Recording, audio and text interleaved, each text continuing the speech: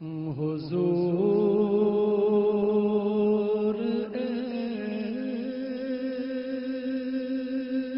ایسا کوئی انتظام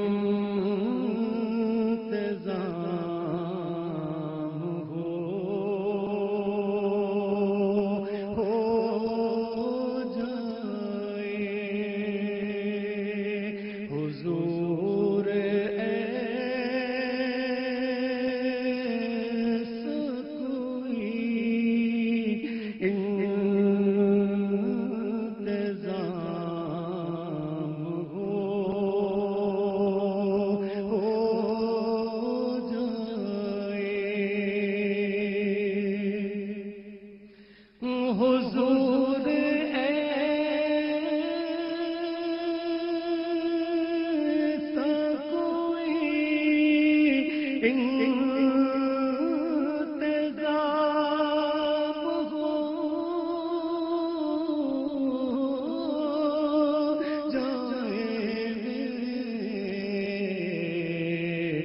سلام کے لیے حاضر غلام ہو جائے سلام کے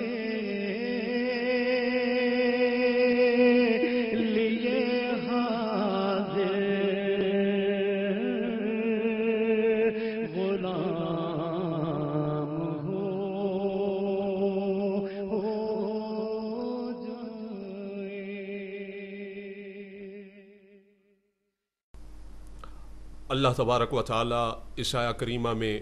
حضور نبی پاک علیہ الصلوۃ والسلام کی عظمتوں کا بیان فرماتا ہے. فرمایا وَرَفَعْنَا لَكَ ذِكْرَكَ، اے محبوب ہم نے آپ کے لیے آپ کے ذکر کو بلند کر دیا. اب ہمارا یہ ایمان ہے کہ کائنات میں اللہ تبارک و تعالی کی مخلوق میں جو سب سے بڑا مقام اور مرتبہ اللہ تبارک و تعالی نے عطا فرمایا ہے وہ حضرات انبیاء و مرسلین علیہم السلام کو عطا فرمایا ہے. اور پھر جملہ انبیاء و مرسلین علیہم السلام کی قیادت کا صحرا جس نبی کے سر رہا وہ ہے حضرت محمد مصطفیٰ احمد مجتبیٰ صلی اللہ علیہ وآلہ وصحبہ وبارک وسلم. جیسا کہ اسی قرآن میں اللہ تبارک و تعالی خود فرماتا ہے تلک الرسل فضلنا بعضهم علی بعض، کہ یہ رسول ہے ان میں سے ہم نے بعض کو بعض پر فضیلت عطا فرمائی ہے. منہم من کلم اللہ، اللہ فرماتا ہے ان میں سے وہ بھی ہے جس کو ہم نے ہم کلامی کا شرف عطا فرمایا. تو اس پر مفسرین کرام کا یہ اجماع ہے. جملہ مفسرین کرام نے لکھا کہ وہ نبی جس کو اللہ تبارک و تعالی نے ہم کلامی کا شرف عطا فرمایا اور جس کا اس آیت میں ذکر کیا گیا خصوصی طور پر، اس سے مراد حضرت موسیٰ علی نبینا و علیہ الصلاۃ والسلام کی ذات اقدس ہے. اور اس کے بعد اللہ تبارک و تعالی اسی آیت میں فرماتا ہے وَرَفَعَ بَعْضَهُمْ درجات، اور ان میں سے وہ بھی ہے کہ جس کے درجات کو ہم نے بلند فرما دیا. جملہ مفسرین کرام نے لکھا کہ آیت کے اس حصے میں اللہ تبارک و تعالی نے جس نبی کی طرف اشارہ کیا کہ جس کے درجات کو باقی انبیاء کے درجات پر بلند کر دیا گیا، فرمایا اس سے مراد حضور نبی پاک صاحب لولاک ختم الرسل مولائے کل احمد مجتبیٰ حضرت محمد مصطفیٰ صلی اللہ علیہ وآلہ وصحبہ وبارک وسلم کی ذات اقدس ہے. عزیزان من، آپ جانتے ہیں کہ جدید سہولیات اور یہ میڈیا اس سے جتنے ہمیں فوائد ہیں اسی طریقے سے بہت سے لوگوں کے اس کو غلط استعمال کرنے کی وجہ سے ہمارے لیے دنیاوی طور پر بھی اور دینی طور پر بھی کچھ نقصانات ہیں کہ جو ظاہر ہو رہے ہیں. آپ دیکھتے ہیں کہ ہر چوتھے دن اور ہر دوسرے ہفتے یہودی اور عیسائی میرے پاک محبوب علیہ الصلوۃ والسلام کے دشمن وہ محبوب علیہ الصلوۃ والسلام کے کارٹون چھاپتے ہیں، خاکے چھاپتے ہیں، ان کے مقابلے کرواتے ہیں. کہ کچھ ایسی کارٹون اور ایسے خاکے ایسے سائٹ تھیں ان کو دیکھنے کا موقع ملا تو اپنے بزرگوں سے اپنے اساتذہ سے اور اپنے محسنین سے جب اس پر بات کی کہ اب اس کا کیا ہوگا، چونکہ یہ اس دور کا مسئلہ ہے، تو وہ بچے کہ جن کی ابتدا ہوئی محفل نعت سے، محفل میلاد سے، اچھی محفل سے، درس قرآن، درس حدیث کی محفل سے، جنہوں نے وہ ماحول دیکھا اور وہاں سے ان کی ابتدا ہوئی، تو ان کے ذہن میں تو پاک محبوب علیہ السلام کا ایک تشخص ہے۔ جس وقت وہ نام سنتے ہیں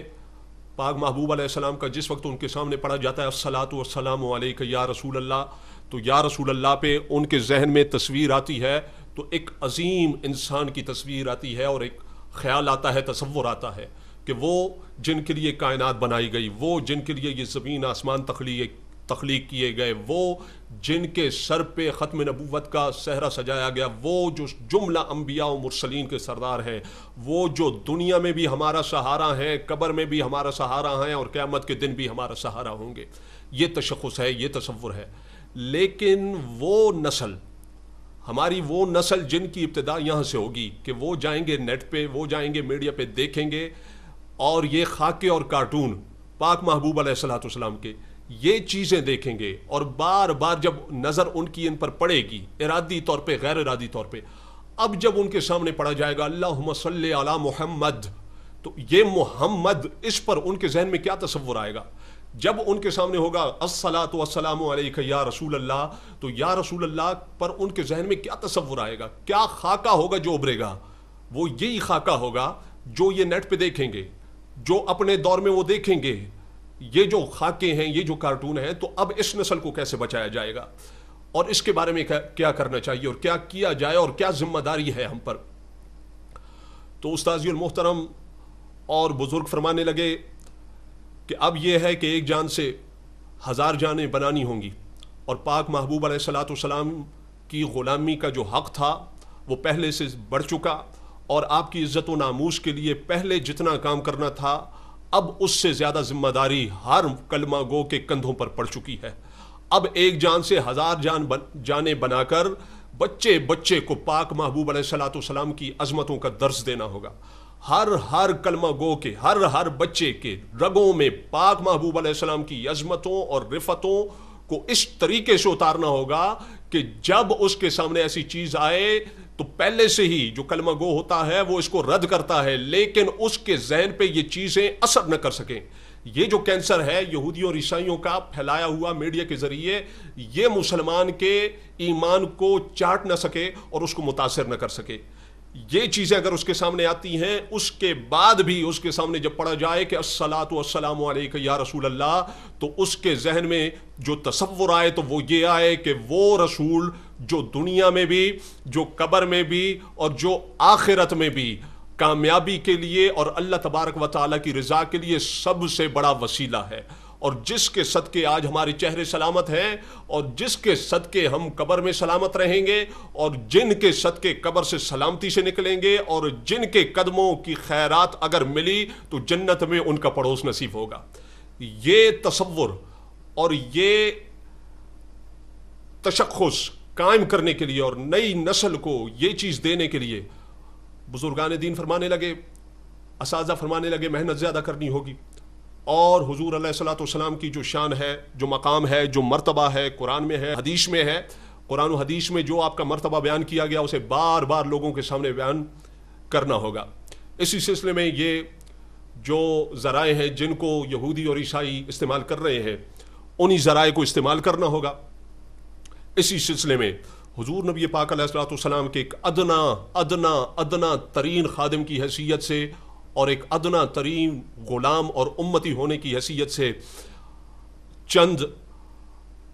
احادیث آپ کی فضیلتوں کی اور آپ کی رفتوں کے بارے میں اور آپ کے عظیم مرتبہ کے بارے میں آپ کے سامنے یہ فقیر رکھتا ہے۔ دعا ہے اللہ تبارک و تعالی اسے میری اور آپ کی، ہم سب کی بخشش کا ذریعہ بنائے۔